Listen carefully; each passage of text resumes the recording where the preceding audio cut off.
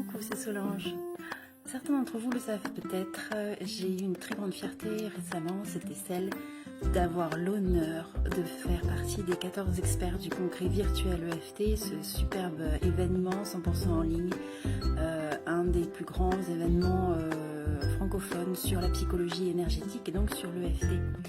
Et donc en retour de cette expérience qui a été extraordinairement gratifiante pour moi, j'ai eu beaucoup de témoignages et parmi eux, en plus de toutes les félicitations et les remerciements pour l'aide que j'ai apportée, j'ai eu ce retour, cette question qui est revenue en masse, comme disent les Canadiens, les Québécois, pardon, qui est que comment on fait quand on a l'impression d'avoir, ou pas qu'une impression d'ailleurs, quand on a énormément travaillé sur soi, donc on est résilient, on a eu des traumas, on sait, on a travaillé, fait des thérapies, suivi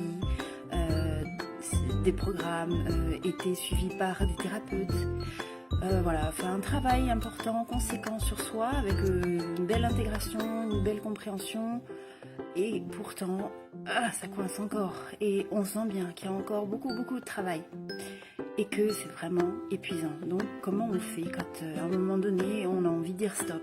Comment on fait pour pas se décourager? Donc, je voulais apporter une petite partie de réponse, une petite partie de mes réponses à moi, bien sûr, puisque ça n'engage que moi, mais en tout cas, je peux dire que ça m'a aidé moi dans mon parcours et que ça m'aide encore aujourd'hui.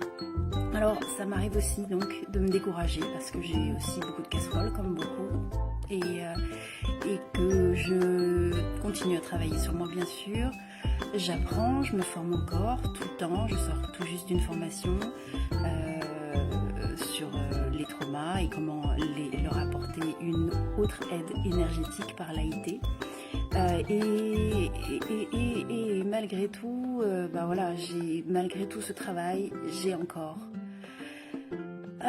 par moments, régulièrement, ce découragement, parce que justement j'ai l'impression d'avoir tellement travaillé et pourtant parfois je me dis j'en suis encore là.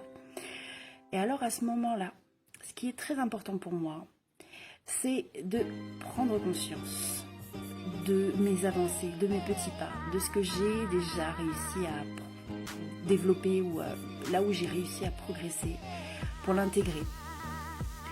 Et pour ça, c'est simple, il faut que systématiquement, en tout cas le plus souvent possible, je puisse faire un petit retour en arrière sur moi et m'autoriser à me dire waouh, ça a changé.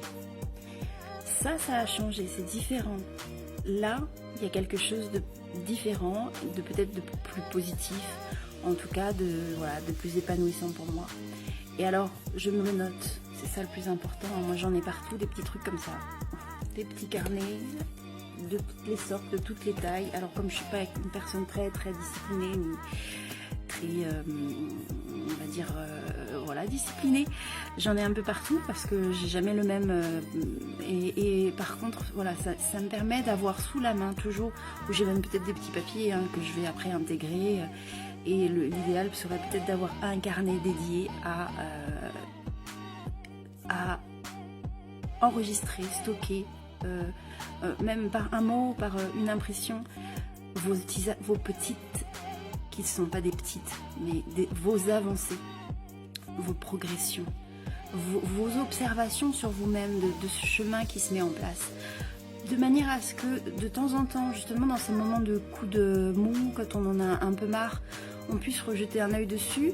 Et puis ensuite, ce que j'aime faire moi, c'est à partir de ces petites notes, de les intégrer dans mes pratiques, que ce soit par la sophro, que ce soit par l'EFT, des méditations, les intégrer et les faire miennes, les incorporer. Et là, ça me donne vraiment une grande force pour pouvoir me dire, bon allez, franchement, t'as fait du chemin, continue. Et donc de me matérialiser autrement et d'être vraiment dans un progrès.